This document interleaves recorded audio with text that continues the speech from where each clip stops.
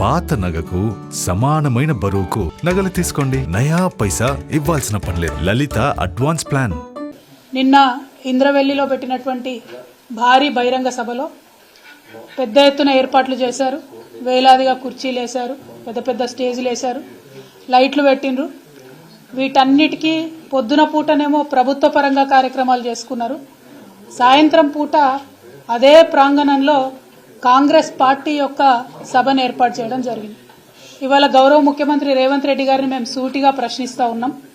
మరి పార్టీ సభకు ప్రభుత్వం యొక్క నిధుల్ని మీరు ఎందుకు వాడుతూ ఉన్నారో తెలంగాణ ప్రజలకు దయచేసి తెలియజేయవలసిందిగా మేము కోరుతా ఉన్నాం. పార్టీ సభ పెట్టుకోవడానికి వేరే ప్రాంగణం చూసుకుని ఉండొచ్చు, వేరే చోట చూసుకుని ఉండొచ్చు.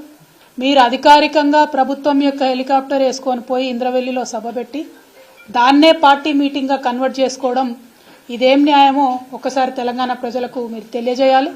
అదేవిధంగా మొత్తం నిన్న మీటింగ్కి పెట్టిన ఖర్చు ఎంత, దాంట్లో కాంగ్రెస్ పార్టీ మరేమన్నా వేదిక వాడుకున్నందుకు, కుర్చీలు వాడుకున్నందుకు, లైట్లు వాడుకున్నందుకు ప్రభుత్వానికి ఏమన్నా ఫీజు కట్టించారో కూడా ముఖ్యమంత్రి గారు తెలియజేయవలసిందిగా ఈ సందర్భంగా నేను కోరుతా ఉన్నాను.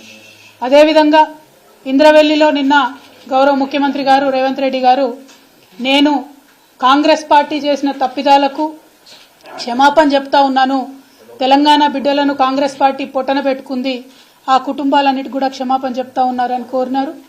మంచిదే, మంచి పరిణామం. ఇప్పటికన్నా తప్పులు తెలుసుకుంటా ఉన్నారు కాంగ్రెస్ పార్టీ వాళ్ళు. మరి అదే రీతిన మలిదశ తెలంగాణ ఉద్యమంలో బలైపోయినటువంటి అమరవీరులందరికీ కూడా ముఖ్యమంత్రి గారు క్షమాపణ చెప్పాలని ఈ సందర్భంగా నేను డిమాండ్ చేస్తా ఉన్నాను. మీరు నెక్స్ట్ కార్యక్రమం తీసుకున్నప్పుడు తెలంగాణ రాష్ట్రానికి సంబంధించి ఏ కార్యక్రమం తీసుకున్నా అమరవీరులకు క్షమాపణ చెప్పడంతో మొదలు పెట్టాలని చెప్పి నేను డిమాండ్ చేస్తూ ఉన్నాను. అదేవిధంగా నిన్న గౌరవ ముఖ్యమంత్రి గారు అనేకమైనటువంటి విమర్శలు మాట్లాడుతూ ఒక మాట అన్నారు. రాబోయే రోజులలో ప్రభుత్వం పరంగా ఏదైతే 500 రూపాయలు గ్యాస్ సిలిండర్ మాఫీ చేస్తామని చెప్పినామో ప్రభుత్వ పరంగా ఆ కార్యక్రమాన్ని పెట్టుకుంటాం, లక్షలాది మంది మహిళలతో ఆ కార్యక్రమాన్ని ప్రభుత్వ పరంగా ఏర్పాటు చేస్తాం, దానికి ప్రియాంక గాంధీ గారిని పిలుస్తామని చెప్పడం జరిగింది.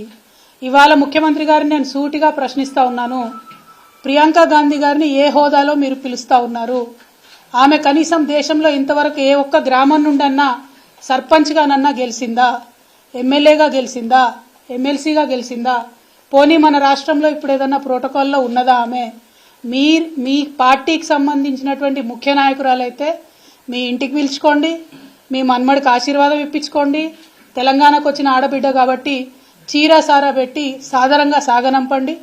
కానీ ప్రభుత్వ కార్యక్రమాలకు ప్రియాంక గాంధీ గారిని పిలుస్తామంటే తప్పకుండా నల్ల బుగ్గలు ఎగిరేసి ఆ రోజు ప్రొటెస్ట్ చేస్తామని ఈ సందర్భంగా మేము ముఖ్యమంత్రి గారికి హెచ్చరిక చేస్తా ఉన్నాం. నమస్కారం. గౌరవనీయులు తెలంగాణ రాష్ట్ర మాజీ ముఖ్యమంత్రి వర్యులు శ్రీ చంద్రశేఖరరావు గారి కుమార్తె, సోదర సమానులు కవిత గారు ఈరోజు ప్రెస్ మీట్లో మాట్లాడుతుంటే చూశాను. అమ్మా, నిన్ను 2 క్వశ్చన్లు వేద్దాం అనుకుంటున్నా, తప్పుగా అనుకోకు. ఎందుకంటే అడగకపోతే నాకు ఎజిడిటీ వస్తుంది, అందుకని నేను అడుగుతున్నా. గత 10 సంవత్సరాలుగా గుర్తురాని పూలే సాబ్ మీకు గుర్తు రావడం చాలా సంతోషం. గత 10 సంవత్సరాల నుంచి ఏ రోజు బీసీల గురించి కానీ ఎవరి గురించి మీరు మాట్లాడటం ఆనందం. కానీ రేవంత్ రెడ్డి గారు పరిపాలన, తెలంగాణ రాష్ట్రం మొత్తం, తెలంగాణ ప్రజలు మొత్తం కాంగ్రెస్ పరిపాలన, రేవంత్ రెడ్డి గారి పరిపాలన మెచ్చుకుంటున్నారు. అది మీకు నచ్చదు, అది వాస్తవం.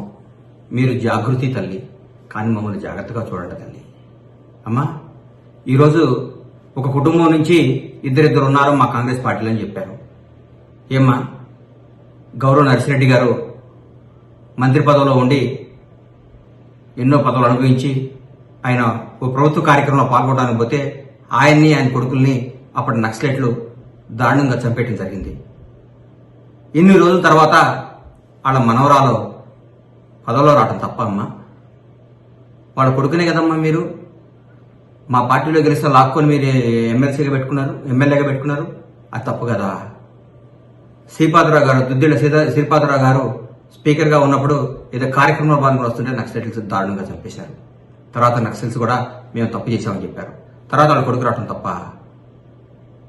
అట్లయితే తెలంగాణ కోసం ఎంతోమంది పోరాడితే కానీ మీరు, నాన్నగారు, మీ అన్నయ్య గారు, మీ బావగారు, మీ తమ్ముడు సంతోష్ గారు, వినోద్రావు గారు, ఆరావు గారు, ఇంకోరావు గారు, ఇంకోరావు గారు, ఇంకేదేదో రావు గారు, ఇంతమంది మీరు ముఖ్యమైన పాత్రలను పోషించి మీరు తెలంగాణను మాత్రం తోసుకోవటం తప్పలేదా అమ్మా? న్యాయమంతా లేదు నీకు? కాంగ్రెస్ పార్టీని విమర్శించొద్దమ్మా నువ్వు. ఎందుకంటే కాంగ్రెస్ పార్టీ తెలంగాణకి ఎంతో చేస్తుంది, తెలంగాణ ఇచ్చింది.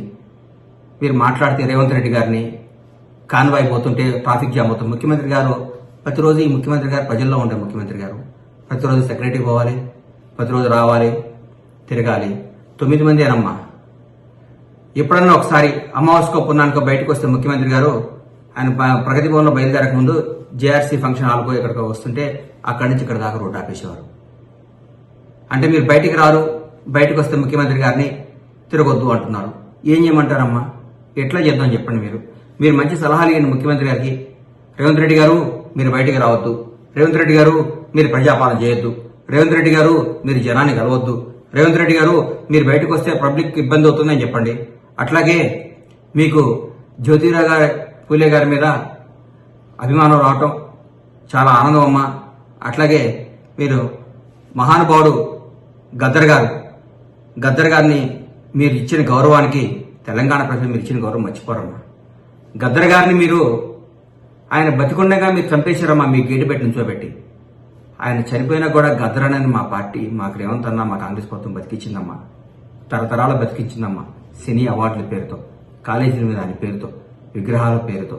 అది తెలంగాణ ప్రజలందరూ కూడా ఈరోజు దాన్ని గర్వంగా చెప్పుకుంటున్నారు తల్లి.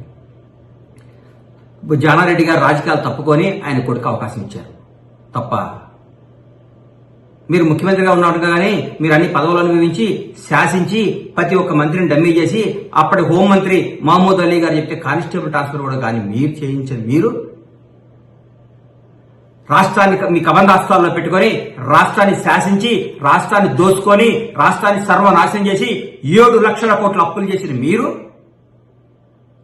కొన్ని వేల ఎకరాల భూమిని బకాసురులాగా మింగేసిన మీరు,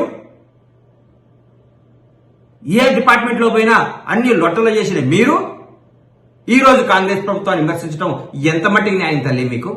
చెప్పమ్మా. నీకు చేతులెత్తి దండం పెడుతున్నా, నువ్వు నమ్మే భగవంతుడు సాక్షిగా, నీ తల్లిదండ్రుల సాక్షిగా, నువ్వు అక్రమ సంపాదన సంపాదించదమ్మా.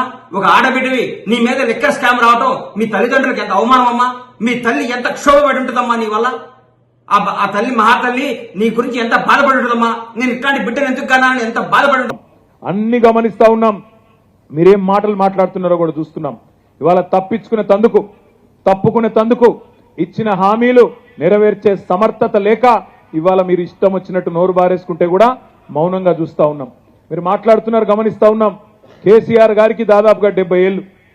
తెలంగాణ తెచ్చిన నాయకుడు, 14 ఏళ్లు తెలంగాణ కోసం పోరాటం చేసిన నాయకుడు, ఆఖరికి చావు నోట్లో తలబెట్టి తెలంగాణ రాష్ట్రాన్ని తీసుకొచ్చిన నాయకుడు.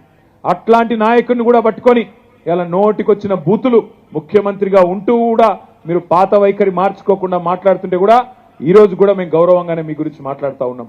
కానీ ఇదే వైఖరి కొనసాగితే రేవంత్ రెడ్డి గారు, మాకు కూడా భాష వస్తుంది, మాకు కూడా నోరుంది, మాకు కూడా ఎట్లా ప్రయోగించాలనో, ఎట్లా విమర్శలు చేయాలనో, నీ భాషలో నీకు ఎట్లా సమాధానం చెప్పాలనో మాకు కూడా తెలుసు.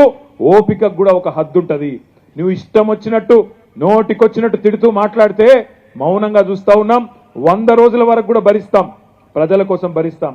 కానీ మార్చి 17 తర్వాత మాత్రం తప్పకుండా నీ మాటకు అగర్ ఆప్ ఈంట్ సే మారేంగే तो हम पत्थर से जवाब देंगे. ఇటుకతో కొడితే రాయితో కొట్టినట్టు సమాధానం ఇచ్చే సత్తా మాకుంది.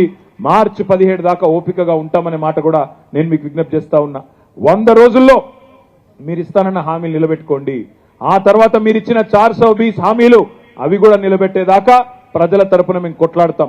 కృష్ణారావు గారు చెప్తా ఉన్నారు, మీరు దిగిపోయిన తర్వాత, మన ప్రభుత్వం పోయిన తర్వాత జిహెచ్ఎంసీ వాళ్ళకి ఫోన్ చేస్తే బడ్జెట్ లేదంటున్నారని అన్నాడు.